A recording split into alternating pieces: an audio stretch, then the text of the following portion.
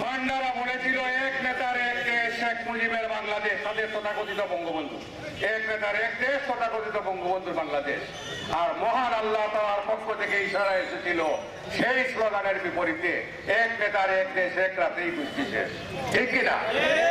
আর এইবার ঠিক সেইভাবে শেখ মুজিবের মতো 15ই আগস্টের মতো এই শেখ হাসিনা বলেছিল, কি বলেছিল? আমার মুখের কথা নয়, 2024 সালের কি 41 সালের 2041 সাল পর্যন্ত তারা চিরস্থায়ী বন্দোবস্ত নিয়ে গেছে। লক্ষ লক্ষ মানুষকে খুন করেছে, আয়নাগর স্থাপন করেছে, খুন করেছে আমার প্রাণ প্রিয় আমার রাজনৈতিক সহযোদ্ধা ইলিয়াস আলী, ঢাকা চৌধুরী আলম সহ বিএনপির 700 নেতা কর্মীকে খুন করেছিল। আয়নাগর সৃষ্টি করে চিরস্থায়ী বন্দোবস্তের চেষ্টা করেছিল 2041 সাল পর্যন্ত। এবং পুলিশ, র্যাব, আর্মি সবকিছু আওয়ামী লীগ বানিয়ে মনে করেছিল আর ক্ষমতাচ্যুত হবে না। কিন্তু এই যে রাব্বুল আলামিন সর্বশক্তিমান, সেই সর্বশক্তিমানের ইশারায় যেভাবে আপনারা অনেকে ইতিহাস পড়েছেন, আমাদের তীর্থস্থান মক্কার কাবা নগরী কুরাইশদের এই যে কাফিরদের দখলে চলে গিয়েছিল, আমাদের সাহাবারা যখন সেই কাবা শরীফকে রক্ষা করতে পারছিল না, তখন মহান আল্লাহর দরবারে ফরিয়াদ করেছিল, মহান আল্লাহ আমাদের এই কাবা শরীফকে রক্ষা করুন। তখন সেই কাফিরদের শক্তিশালী সেনাবাহিনীর উপর আল্লাহ রাব্বুল আলামিনের পক্ষ থেকে আবাবিলের মাধ্যমে কক্কর নিক্ষেপ করা হয়েছিল, পাথর নিক্ষেপ করা হয়েছিল এবং তাদের নিশ্চিহ্ন করা হয়েছিল, কাবা শরীফ রক্ষা হয়েছিল। দীর্ঘ 16টি বছর আমরা আন্দোলন সংগ্রাম করতে করতে হতাশ হয়ে গিয়েছিলাম। আন্দোলন সংগ্রাম করতে করতে সবচেয়ে বেশি ক্ষতিগ্রস্ত হয়েছিল বিএনপির পরিবার। নেতা কর্মীকে নিশ্চিহ্ন করে তারা মনে করেছিল ক্ষমতায় থাকবে। কিন্তু 16টি বছর কি বিএনপিকে নিশ্চিহ্ন করতে পেরেছে?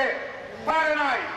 বিশ্বের সর্বত্র বিএনপি আনাচে কানাচে ছড়িয়ে ছিটিয়ে আছে, বাংলাদেশে আছে, শেখ হাসিনার শাসনামলে ছিল, রাজপথে ছিল, মাঝে ময়দানে ছিল। কিন্তু আজকে দেখুন, সেই ক্ষমতাধর শেখ হাসিনা 2024-এর 5ই আগস্টের পরে এক রাতে সব শেষ, হাসিনা শেষ। তার 2000 যে মূর্তি বানিয়েছিল, 2000 মূর্তি 16 বছরে 10,000 কোটি টাকা খরচ করে মূর্তি বানিয়েছিল, এক ইশারায় আল্লাহর পক্ষ থেকে উলট পালট। 2000 মূর্তি শেষ। মক্কা মদিনা লক্ষ লক্ষ টাকা খরচ করে আমরা সেখানে যাই আল্লাহ রাব্বুলের আমরা রহমত পাওয়ার জন্য। আমিও গিয়েছিলাম এই যে কিছুদিন আগে, আমার চৌধুরী তো কয়েকদিন পর যান, আরো অনেকেই যান। আর আওয়ামী লীগের তীর্থস্থান হলো কোথায় বলেন? ইন্ডিয়া। এরা বিপদে পড়লে ওইখানে রহমত পাওয়ার জন্য মোদির রহমত, তারপরে আরো যারা আছে যে কারো অনেক আছে আওয়ামী লীগের সেই গুন্ডা পান্ডা, তারা সবাই শামীম উসমান সহ সবগুলা ওইখানে গেছে। হাজিরা ওইখানে মালিক, যুক্তরাজ্য বিএনপির মালিক থাকলে এখানে কাপড় চোপড় ফেলে দিত শেখ হাসিনা। আমি তো এটা বলতে পারবো না। সুতরাং এই শেখ হাসিনা, আমরা মনে করেছিলাম যে মানুষ ভুল করলে ক্ষমা চায়, আল্লাহর কাছে চায়, মানুষের কাছে চায়। এই নমরুদ ফেরাউন শেখ হাসিনা এখনো ক্ষমা চায় না, এখনো সেখানে গিয়ে বাংলাদেশের মানুষকে ক্ষতিগ্রস্ত করার জন্য, দেশকে ধ্বংস করার জন্য ষড়যন্ত্র করছে। ইনশাআল্লাহ এখনো কিন্তু আন্দোলন সংগ্রাম শেষ হয় নাই।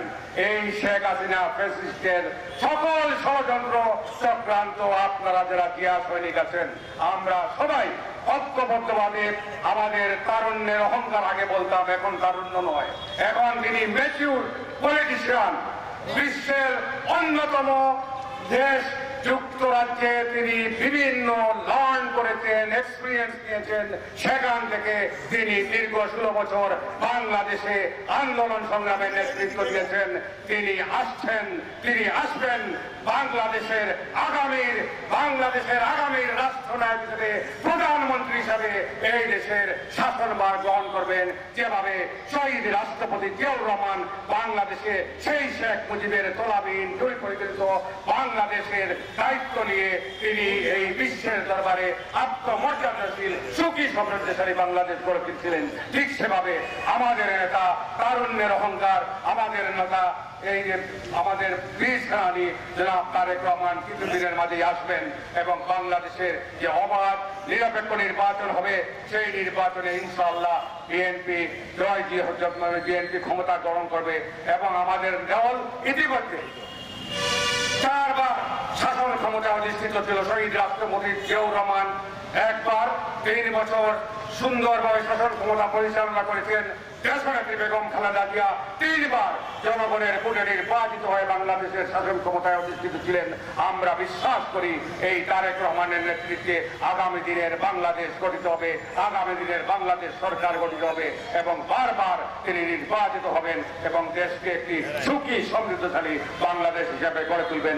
সেই প্রত্যাশা রেখে আপনাদের সকলকে এখন গিয়ে ইন্ডিয়ায় মুসলমানদের, আমরা যারা মুসলমানদের তীর্থ